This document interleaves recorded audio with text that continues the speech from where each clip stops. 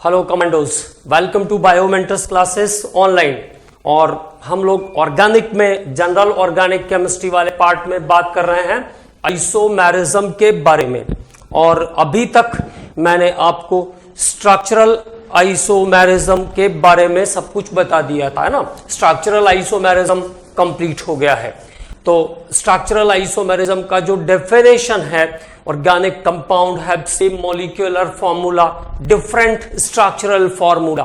Due to different structural formula, the compounds have different physical and chemical properties. Compounds की physical और chemical properties बदल जाती है structure के difference के कारण। इनको हम कहते हैं, इस phenomena को हम normally isomerism कहते हैं। ठीक है, आइसोमर्स कहेंगे जो डिफरेंट फॉर्मेट बनेंगे, और उसको इस फिनोमेना को हम आइसोमेरिज्म कहते हैं। ठीक है, यहां तक के पोर्शन पर हम लोगों ने बात कर लिया था।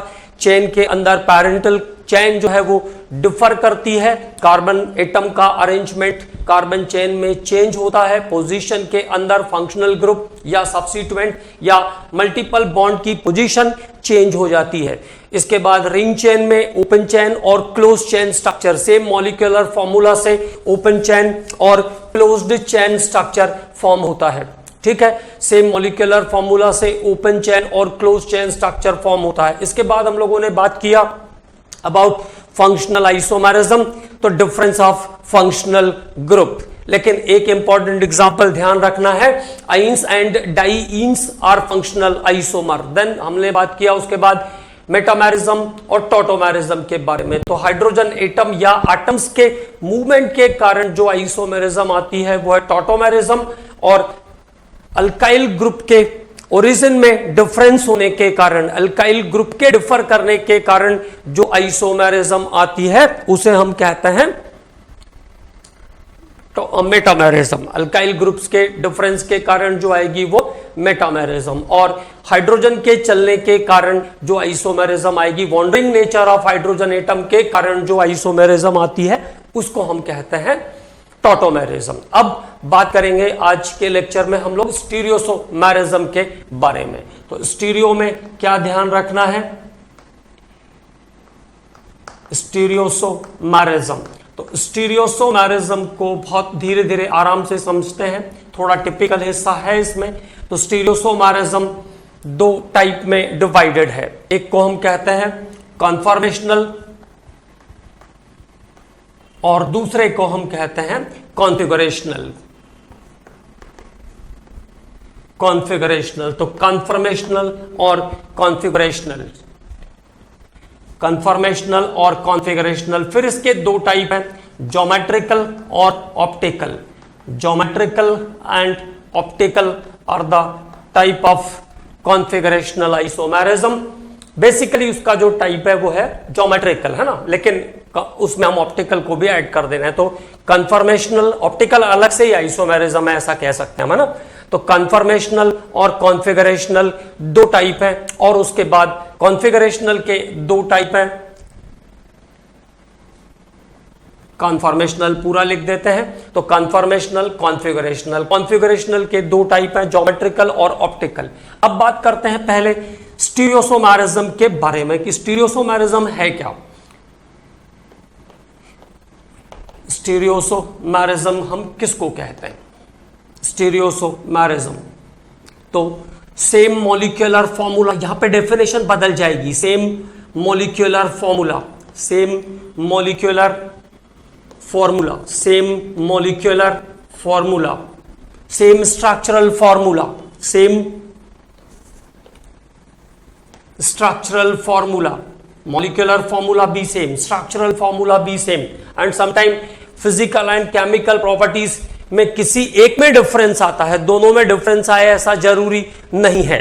ठीक है, तो उस पॉइंट को हम लोग हाईलाइट नहीं करते हैं। Same molecular formula, same structural formula, मतलब हम ऐसा कह सकते हैं same constitution, same molecular formula, same structural formula, but different spatial arrangement, but different spatial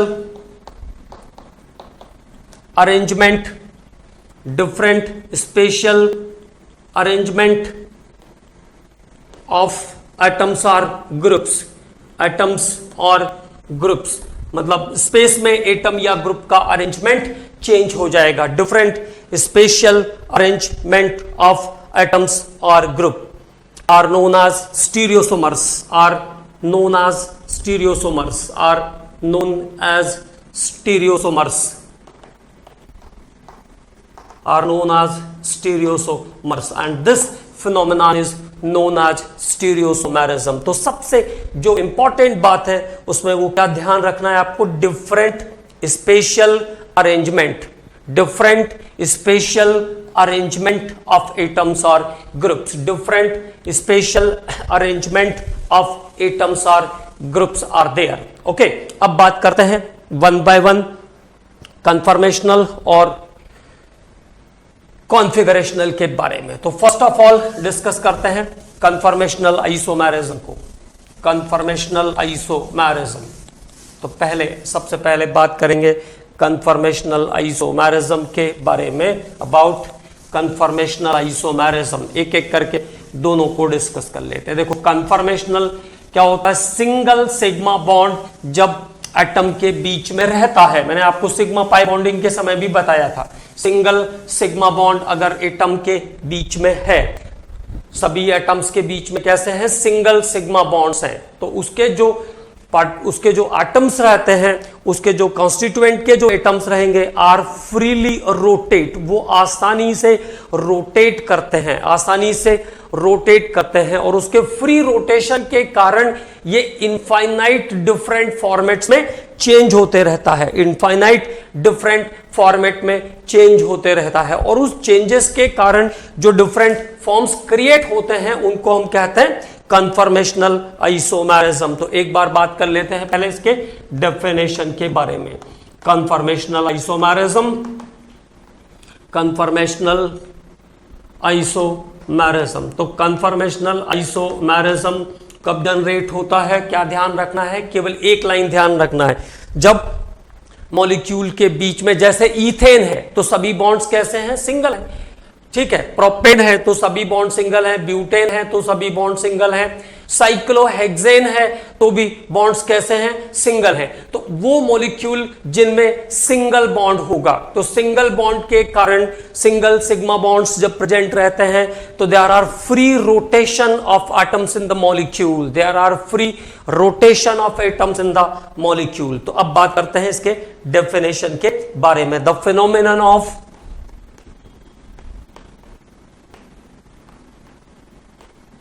the phenomenon of existence of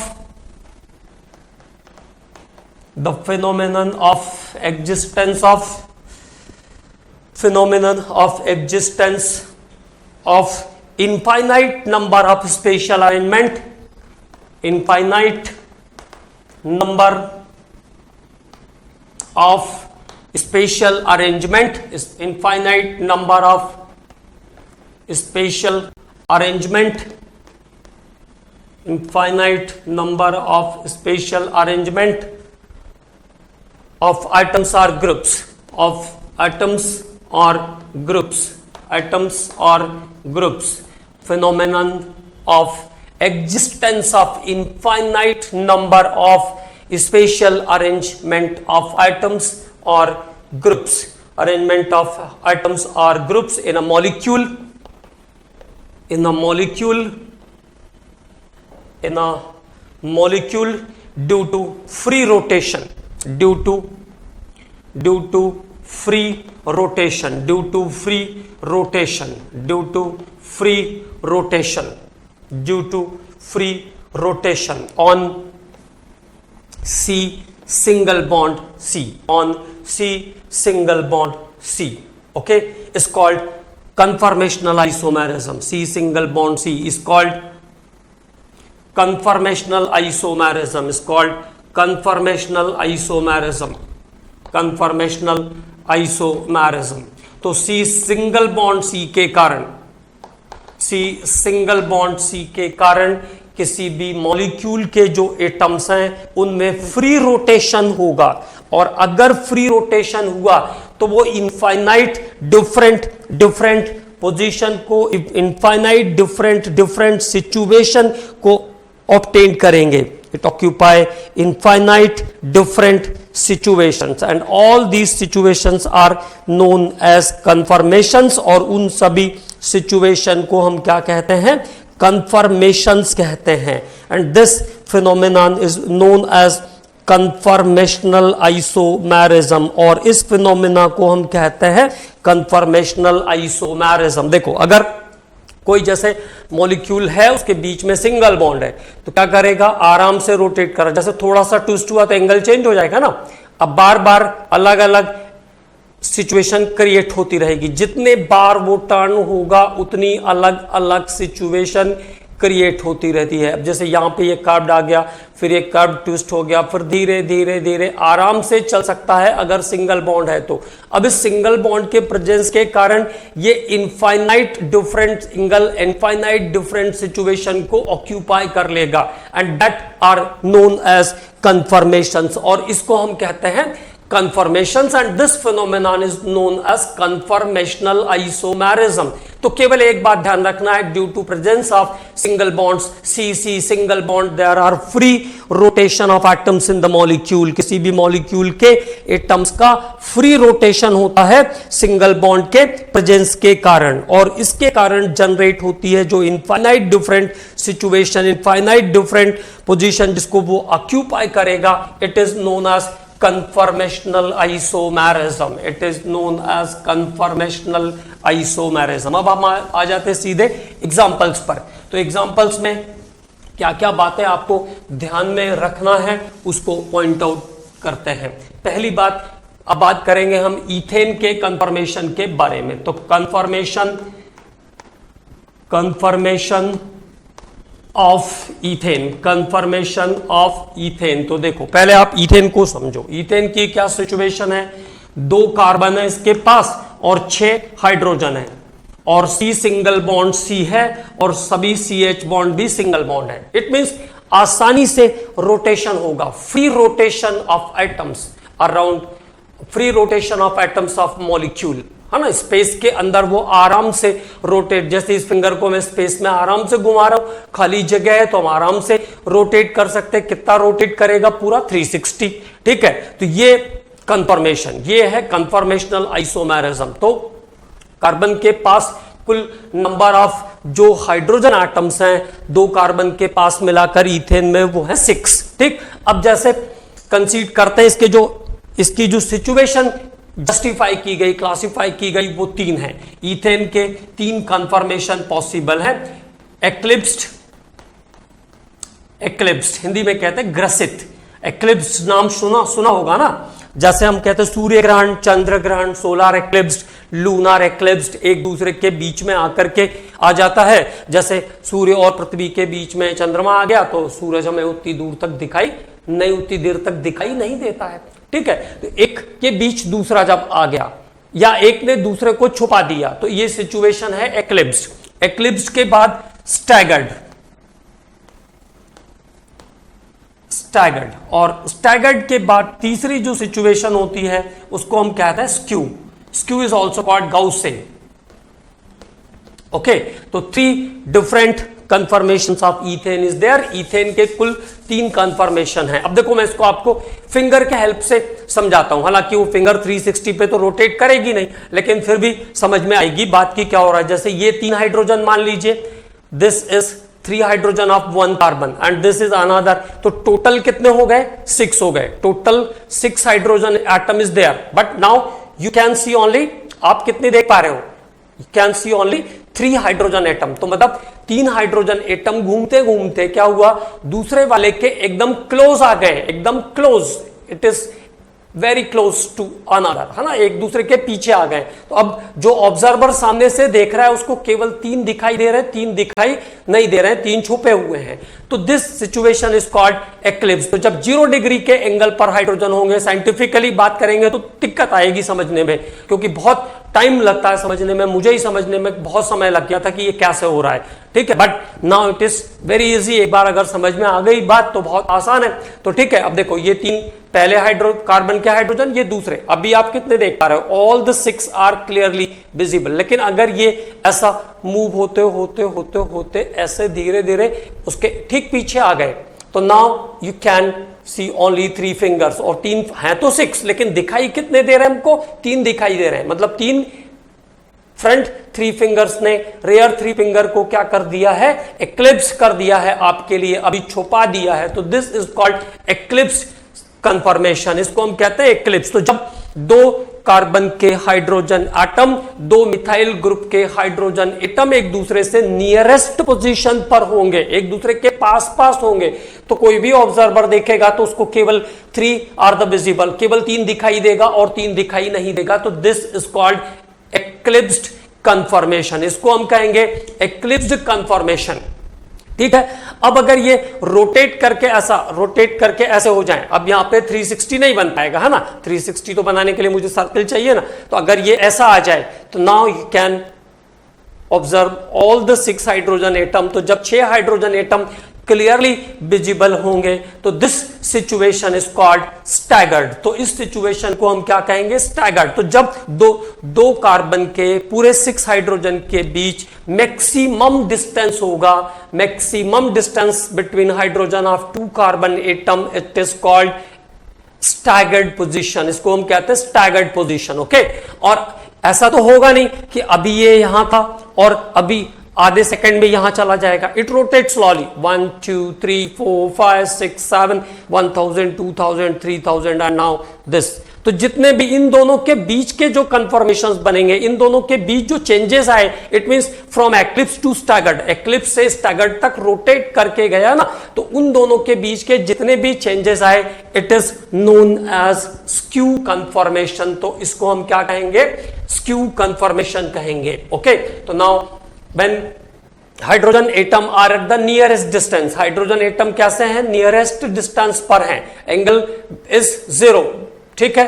तो ये सिचुएशन जो है वो एक्लिप्स्ड। और अगर मैक्सिमम डिस्टेंस पर चले गए तो कुल 6 हाइड्रोजन है, तो डिस्टेंस एंगल कितना हो जाएगा? 60, 360 होगा एक सर्कल का, तो 60 60 60 पे सभी चले जाएंगे, तो 360 पे आ गए। तो 60 डिग्री पर जब 2 हाइड्रोजन एक दूसरे के साथ आएगी, डायहेड्रल एंगल जहां पे 60 डिग्री हो जाएगा, अब इसको साइंटिफिक भाषा में बात करें तो 60 डिग्री हो जाएगा, तो उसको कहेंगे हम स्टैगर्ड। और 0 से 60 होने में जितने इनफाइनाइट कन्फर्मेशंस बनेंगे, 0 से 60 के बीच में 2 हाइड्रोजन को रोटेट करने में जितना अलग अलग कंफर्मेशन, अलग अलग सिचुएशन बनेगा, इट इज कॉल्ड स्क्यू और गौशे कंफर्मेशन। तो उसको स्क्यू या गौशे कंफर्मेशन कहेंगे। ठीक है। अब बात कर लेते हैं 1 बाय 1 दोनों के बारे में। तो 2 सिचुएशन इसमें मेन है, एक्लिप्स्ड और स्टैगर्ड, और उन दोनों के बीच के जितने इनफाइनाइट कंफर्मेशंस है, इट इज कॉल्ड गौशे और स्क्यू, है ना। अब बात करते हैं कंफर्मेशन ऑफ इथेन के बारे में, अबाउट कंफर्मेशन ऑफ इथेन। तो पहला जो सिचुएशन है इसका एक्लिप्स्ड, ग्रसित कहते हैं शायद इसको हिंदी में, एक्लिप्स्ड। तो एक्लिप्स्ड का मतलब क्या हुआ? When hydrogen atom of 2 methyl group, hydrogen atom of 2 methyl group, hydrogen atom of 2 methyl group are at the nearest distance, दो मिथाइल के हाइड्रोजन जब एक दूसरे के साथ नियरेस्ट डिस्टेंस पर हैं, are at the nearest distance with a 0 degree dihedral angle, जहां पे उनके बीच का एंगल, 2 हाइड्रोजन के बीच का एंगल कैसा है? 0 डिग्री है, 0 डिग्री डायहेड्रल एंगल, HEDRAL है। डायहेड्रल एंगल कितना है? 0 डिग्री है। तो इस सिचुएशन को हम क्या कहते हैं? एक्लिप्स्ड सिचुएशन कहते हैं। This is called eclipsed situation. अब देखो जैसे ये है और इसका एक हाइड्रोजन ये है, तो दोनों कैसे हैं? सेम एंगल पर है ना, एक हाइड्रोजन ये आ गया, दूसरा हाइड्रोजन ये आ गया, तो इन दोनों के बीच का एंगल कितना है? 0 डिग्री, सेम एंगल पे तो है दोनों। ठीक है। इस सिचुएशन को हम क्या कहेंगे? एक्लिप्स्ड सिचुएशन कहते हैं। Scientifically this is called eclipsed situation. तो एक लाइन फिर हम केवल ध्यान रख सकते हैं कि जहां पे डायहेड्रल एंगल कितना होगा, 0 डिग्री होगा, वो सिचुएशन कैसी है, एक्लिप्स है। अब क्या क्या बातें और ध्यान रखना है, देखो। तो नियरेस्ट डिस्टेंस पर है, अगर डिस्टेंस नियरेस्ट है, एटम के बीच का डिस्टेंस कम है, तो रिपल्सन कैसा होगा, ज्यादा जोर से एक दूसरे को रिपल करेंगे ना, पास पास है। तो ठीक है, तो क्या हो जाएगा, रिपल्शन इज मैक्सिमम। इस सिचुएशन में रिपल्शन इज मैक्सिमम। रिपल्शन कैसा होगा इस सिचुएशन में, मैक्सिमम। तो एक्लिप्स सिचुएशन में रिपल्शन मैक्सिमम। और एनर्जी, जिस सिस्टम में अनस्टेबिलिटी जितनी ज्यादा होगी उसकी एनर्जी भी उतनी ज्यादा होगी। एनर्जी इज मैक्सिमम, एनर्जी भी कैसी होगी, मैक्सिमम। और स्टेबिलिटी कैसी होगी, जब लड़ाई झगड़ा कर रहे हैं तो स्टेबिलिटी कैसी होगी, लेस स्टेबल, लेस स्टेबल। तो सबसे कम स्टेबल फॉर्म होगा एक्लिप्स्ड। ओके, तो एक्लिप्स्ड वो सिचुएशन है जहां पर डायहेड्रल एंगल 0 डिग्री का होता है और नियरेस्ट पोजीशन पर होने के कारण repulsion is maximum, energy is maximum, and this is the least stable form of the conformation. ये सबसे लेस स्टेबल फॉर्म है। अब बात करते हैं दूसरे के बारे में, सेकेंड सिचुएशन पर। तो इट इज अबाउट एक्लिप्स्ड। एक्लिप्स्ड के बाद अब बात करते हैं सेकेंड पर, दैट इज स्टैगर्ड। तो स्टैगर्ड, स्टैगर्ड को हिंदी में संतरित कहते हैं, संतरित, स्टैगर्ड। तो स्टैगर्ड क्या, जहां पे 2 कार्बन के हाइड्रोजन एक दूसरे से मैक्सिमम डिस्टेंस पर हैं। मैक्सिमम डिस्टेंस पर जब दो जो कार्बन है उनके हाइड्रोजन एटम अगर मैक्सिमम डिस्टेंस पर है, मैंने कहा था 6 हाइड्रोजन है तो वो कहां चले जाएंगे, 60 डिग्री, 60 डिग्री पर, पूरा 360 हुआ। तो 1-2 हाइड्रोजन के बीच का एंगल कितना आएगा, डायहेड्रल एंगल कितना होगा, 60 डिग्री। तो मैक्सिमम डिस्टेंस पर होंगे, तो मैक्सिमम डिस्टेंस पर होंगे तो इस सिचुएशन को हम क्या कहेंगे, स्टैगर्ड। और इस सिचुएशन में repulsion minimum, stability energy minimum और स्टेबिलिटी कैसी होगी, मैक्सिमम होगी, मैक्सिमम स्टेबिलिटी। तो देखो स्टैगर्ड वो सिचुएशन है जहां पे 2 कार्बन के जो हाइड्रोजन हैं वो एक दूसरे से मैक्सिमम, पहले बार कहां था, यहीं पे था ना, उसके बिल्कुल क्लोज। अभी कैसा है, ऐसा है। ओके, तो 2 हाइड्रोजन के बीच का जो एंगल है, डायहेड्रल एंगल बोलते हैं इसको, ये कितना है, 60 डिग्री का है। तो क्या हो जाएगा, staggered, in which hydrogen atom of both methyl group, hydrogen atom of both, hydrogen atom of both methyl group,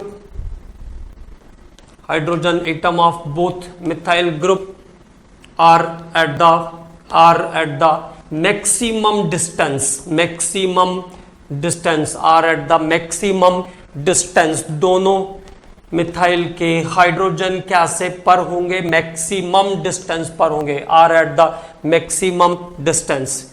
dihedral angle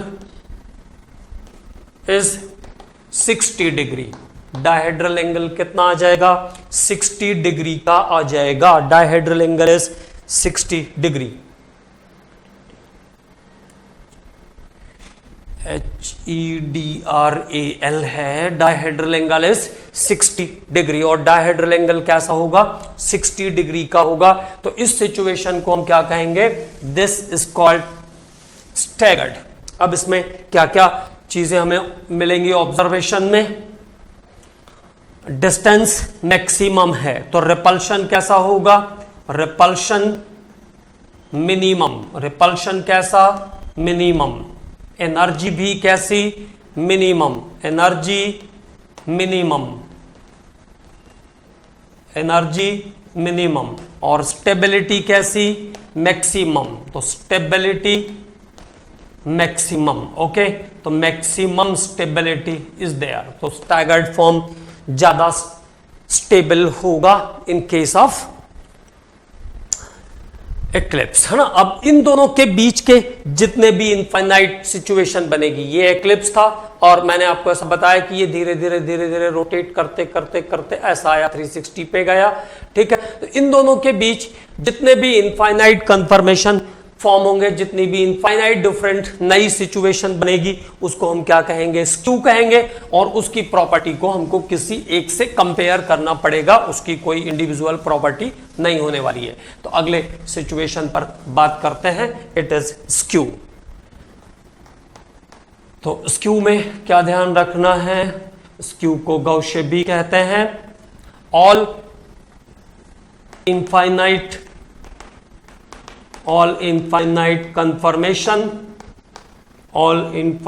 conformation between eclipsed and staggered, all infinite conformation between eclipsed and staggered। और इसकी property को किसी एक से compare करना पड़ेगा, है ना। एज कंपेयर टू स्टैगर्ड कर दे, as compare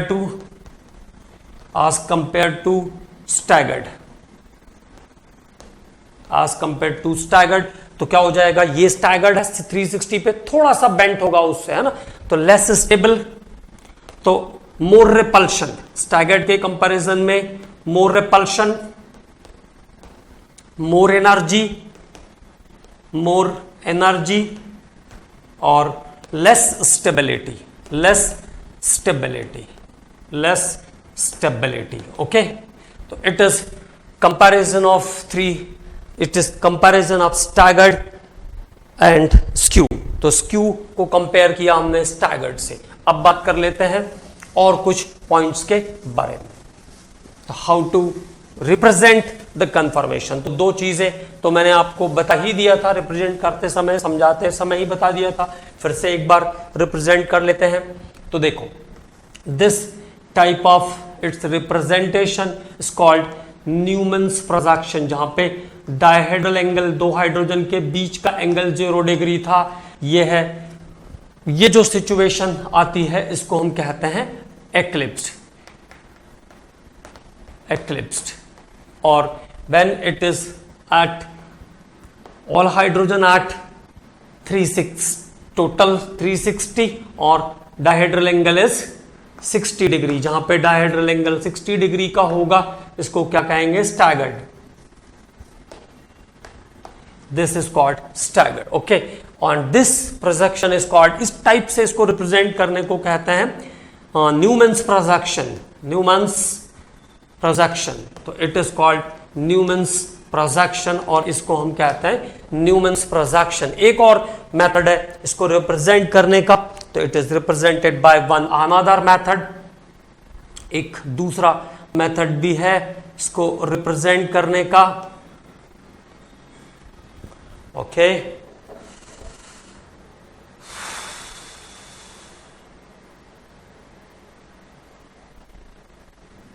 There is another method to represent,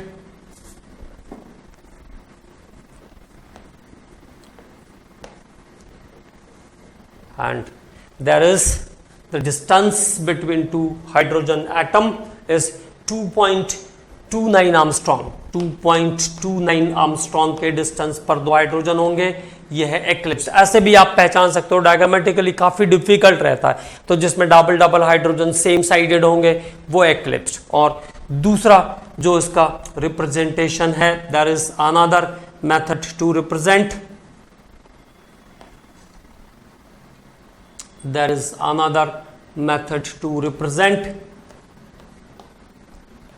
and this is, there is distance between the two atom of hydrogen is 3.1 Armstrong. तो मिनिमम डिस्टेंस कितना रहती है, 2.29, और मैक्सिमम डिस्टेंस कितनी रहती है, न्यूमेरिकली 3.1 आर्मस्ट्रॉन्ग, है ना। मेजरमेंट के हिसाब से 3.1 आर्मस्ट्रॉन्ग का डिफरेंस आता है, and this is called sawhorse projection.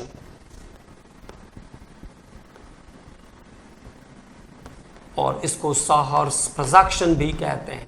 तो this is about the conformation of ethane, ये ईथेन के कंफर्मेशन के बारे में हमने बात किया, ठीक है। तो it is about the conformation of ethane. और समझ में अगर आ जाएगा एक बार में तो बहुत ही बढ़िया है ये, है ना। अब बात करते हैं, देखो क्वेश्चंस तो आराम से क्लियर हो जाएंगे, कोई दिक्कत नहीं है, याद कर लेंगे, ठीक है। डायहेड्रल एंगल होगा, नियरेस्ट डिस्टेंस होगी तो एक्लिप्स, और दूर दूर होंगे जहां पे 60 डिग्री का डायहेड्रल एंगल होगा वो स्टैगर्ड, और दोनों के बीच की जितनी भी इनफाइनाइट सिचुएशन बनेगी वो स्क्यू या गोसेट। तो अगर एनर्जी की बात करेंगे तो एनर्जी में ध्यान रखना है सबसे ज्यादा एनर्जी होती है एक्लिप्स्ड की, eclipsed, then skew and then staggered. सबसे लीस्ट एनर्जी वाला है स्टैगर्ड। अगर कंपेयर करते हैं हम एनर्जी को तो एक लाइन उसके बारे में भी हम लिखेंगे। अभी बात कर लेते हैं यहां पे एनर्जी। तो सबसे ज्यादा एनर्जी किस में होगी? एक्लिप्स्ड में, फिर स्टैगर्ड में, और फिर स्क्यू में, है ना। फिर उसके बाद sorry eclipsed, skew and then staggered.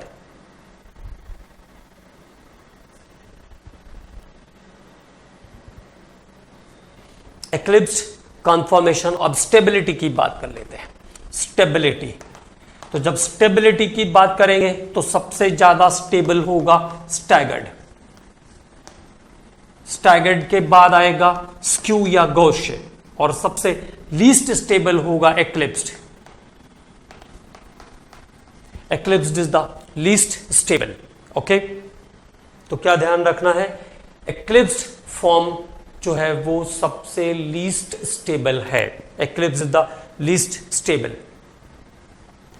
The energy of eclipsed, the energy of eclipse form is 12.5 kilojoule, 12.5 kilojoule per mole, 12.5 kilojoule per mole, higher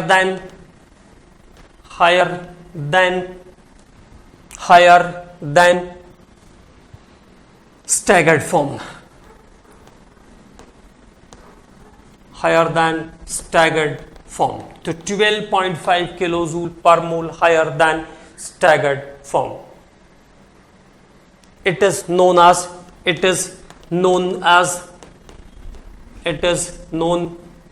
as और इसे क्या कहते हैं? It is known as torsional energy.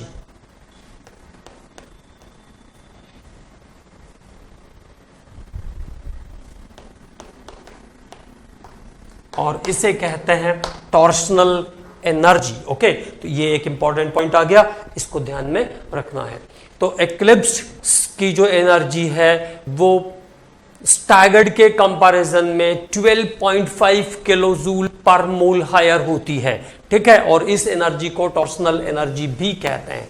तो दो चीजें important है, energy तो एक्लिप्स की सबसे ज्यादा, स्टेबिलिटी तो स्टैगर्ड की सबसे ज्यादा, ठीक है। तो it is about the conformation of ethane. ये हमने बात किया ईथेन के डिफरेंट कंफर्मेशंस के बारे में। एज इट इज अब हम बात करते हैं conformation of butane. Confirmation of butane C4H10। तो सीधे सीधे ध्यान रखना है, जैसे ईथेन में 3 कंफर्मेशन आया, एक्लिप्स्ड, स्टैगर्ड और स्क्यू। तो ब्यूटेन में कुल 4 कंफर्मेशन आते हैं, डिजिट पूछ सकते हैं ना। तो 4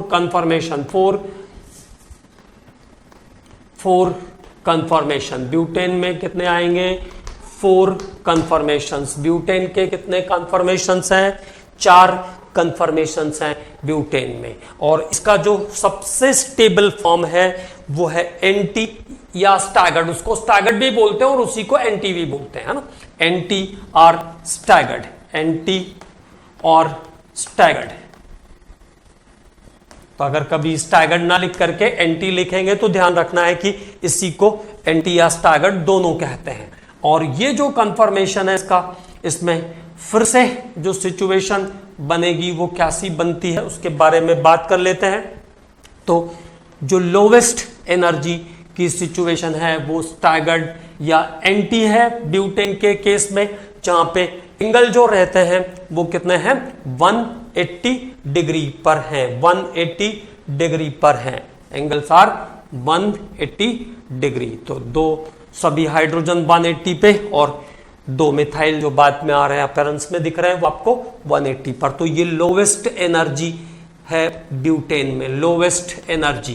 केवल और केवल ये ध्यान रखना है कि 4 कंफर्मेशन होते हैं। पहला आ गया एंटी और लोवेस्ट एनर्जी का कंफर्मेशन है ये इसका एंटी, और यहाँ पे ये एंगल्स जो है वो कितना है 180 डिग्री पर है, 180 डिग्री पर है। एक्लिप्स के बाद आता है एंटी के बाद इसमें जो दूसरा आएगा सेकंड सिचुएशन वो पार्टली एक्लिप्स्ड।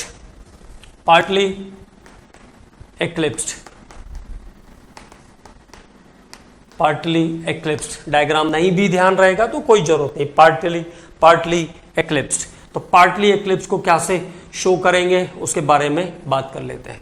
तो पार्टली एक्लिप्स में देखो there is a methyl group and there is a hydrogen. अब इसके बाद फिर से यहां पे एक CH3 ग्रुप और there is another hydrogen and another hydrogen. Okay, तो ये है पार्टली एक्लिप्स। तो पार्टली एक्लिप्स में अगर आप हाइड्रोजन के एंगल देख रहे होंगे तो कितना आ रहा है, प्लेन जैसा आ रहा है। तो कितना आएगा 120 डिग्री का एंगल आएगा, 120 डिग्री के एंगल पर रहते हैं। और 14.6 किलो जूल इसके कंपैरिजन में एनटी से कंपेयर करेंगे तो 14.6 किलो जूल पर मोल इसकी एनर्जी होगी। इट्स एनर्जी इस पार्टली एक्लिप्स की जो एनर्जी है वो कितनी है 14.6 किलो जूल पर मोल। और यहाँ पे जो एंगल आ रहा है वो कितना आ रहा है 120 डिग्री का। अब दो डायग्राम और बनाने हैं तो स्पेस चाहिए होगा, चारों एक साथ नहीं बन सकते हैं। तो पार्टली एक्लिप्स का डायग्राम हो गया ये है ना। पार्टली एक्लिप्स के बाद अब बात करते हैं अगले के बारे में, गौशे या स्क्यू। गौशे और स्क्यू। तो गौशे या स्क्यू में जो सिचुएशन आपको मिलेगी वो देखिए, उसको ऑब्जर्व करते हैं क्या सिचुएशन मिलती है गौशे या स्क्यू के अंदर। तो यहां पे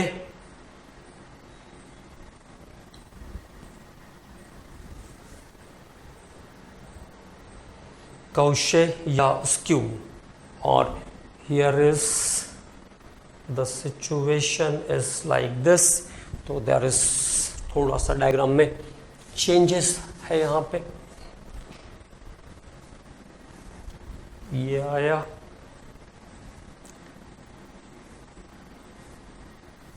here and here is the methyl group. यहां पे एक मिथाइल ग्रुप है और here is another methyl group and इसके बाद हाइड्रोजन एटम्स हैं।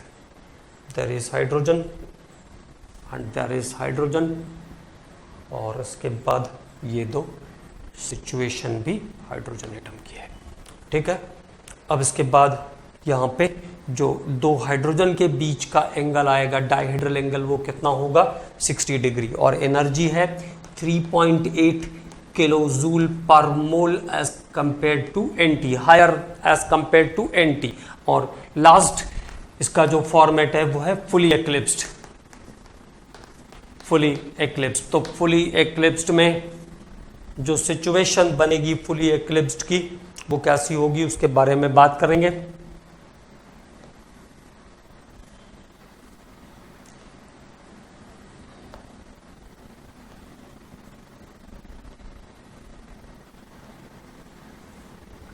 दिस इज द फुली एक्लिप्स्ड, ये फुली एक्लिप्स्ड की सिचुएशन है, फुली एक्लिप्स्ड। और फुली एक्लिप्स्ड की सिचुएशन में जो एंगल है वो 0 डिग्री पर है। एंगल कितना है, डायहेड्रल एंगल कितना आएगा 0 डिग्री, दोनों सेम एंगल पर है और एनर्जी होगी 18.4 kilo joule per mole. It means higher than all, 18.4 kilo joules per mole as compare to anti, as compare to anti. सबकी एनर्जी को हमने कहां से कंपेयर किया है, एनटी से कंपेयर किया। तो it is about the structure, ये इसके स्ट्रक्चर्स हो गए। This is the Newman's projection. तो क्या क्या ध्यान रखना है उसके बारे में बात कर लेते हैं, क्वेश्चन पे कंसंट्रेशन ज्यादा रखते हैं ना। तो 4 कन्फर्मेशंस होंगे। और अगर स्टेबिलिटी की हम बात करते हैं, स्टेबिलिटी, तो सबसे ज्यादा स्टेबल है anti. Anti is called staggered anti. Second number पर आएगा गौशे। एनर्जी के हिसाब से भी आप अरेंज करके देख सकते हो, है ना। सबसे पहले आया, सबसे लोवेस्ट एनर्जी वाला फॉर्म है एनटी, फिर इसके बाद आएगा गौशे 3.4 पे था, और गौशे को स्क्यू भी कह सकते हैं, ये भी ध्यान रखना है। गौशे के बाद आया पार्टली एक्लिप्स्ड, पार्टली एक्लिप्स्ड, और उसके बाद सबसे लास्ट में आएगा, एट लीस्ट आएगा फुली एक्लिप्स्ड, फुली एक्लिप्स्ड, फुली एक्लिप्स्ड। और अगर एनर्जी की हम बात करते हैं, तो एनर्जी की बात करोगे तो सबसे पहले आ जाएगा फुली एक्लिप्स्ड।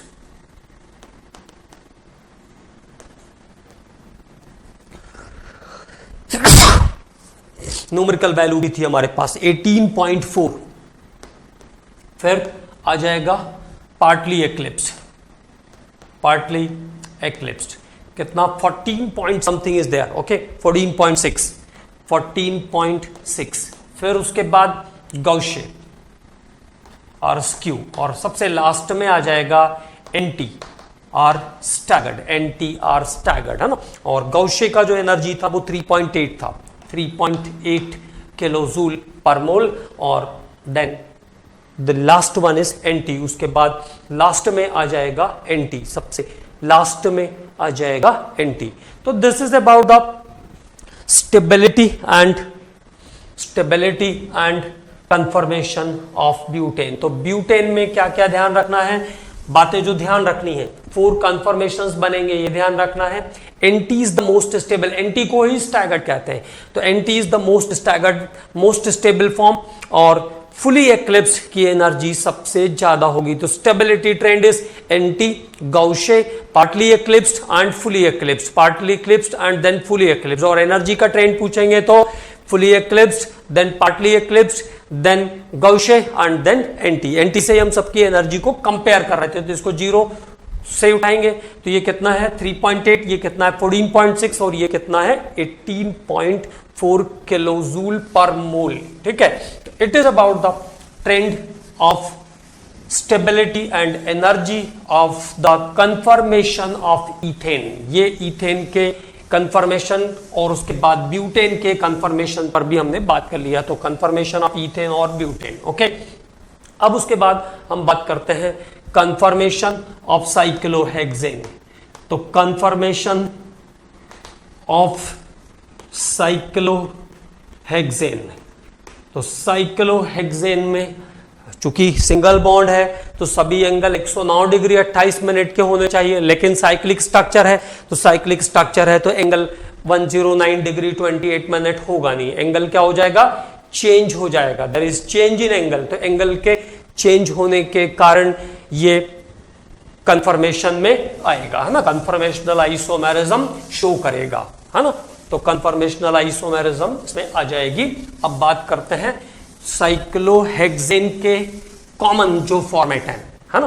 तो इनिशियली ये ध्यान रखना है इसके जो स्टेबल दो जो कंफर्म फॉर्मेट हैं वो हैं साइक्लोहेक्सेन के 2 कंफर्मेशन, कौन कौन से, boat and chair, boat and chair. फिर वो ट्विस्ट बोट और सेमी चेयर भी रहता है उसमें, तो उसके बारे में भी हम लोग थोड़ी बात कर लेंगे, उसका ट्रेंड लिख लेंगे। बाकी कितना याद करना है वो तो एक बहुत मुश्किल काम है।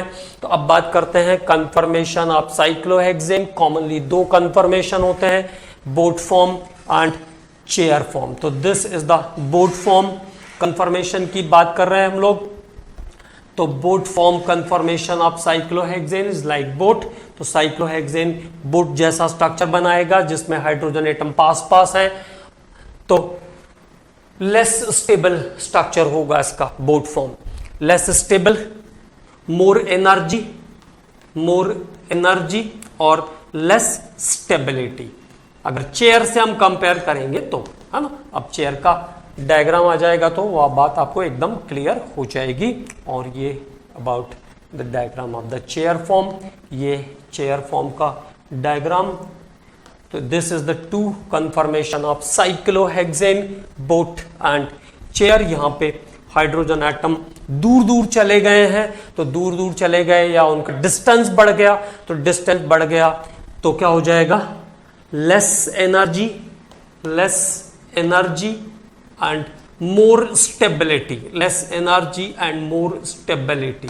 ओके, तो बात हमको क्या ध्यान रखना है, साइक्लोहेक्सेन के दो कन्फर्मेशन होंगे, boat and chair, that is boat and chair. Boat में जो पोजीशन होगी एटम्स की वो पास पास होंगे तो रिपल्शन ज्यादा होगा, और रिपल्शन ज्यादा होगा तो एनर्जी भी ज्यादा होगी, और स्टेबिलिटी कैसी होगी, लीस्ट होगी।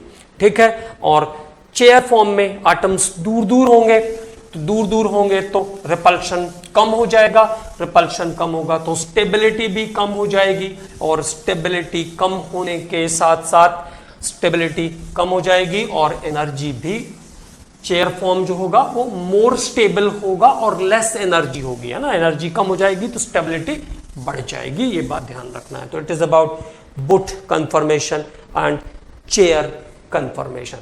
तो रिलेटिव एनर्जी के बारे में एक बार बात कर लेंगे, तो उसके जो बीच वाले इंटरमीडिएट फॉर्म्स हैं वो भी आपको क्लियर हो जाएगा। रिलेटिव एनर्जी, तो रिलेटिव एनर्जी को किससे कंपेयर करेंगे हम, चेयर से कंपेयर करेंगे। तो चेयर के बाद ट्विस्ट बोट,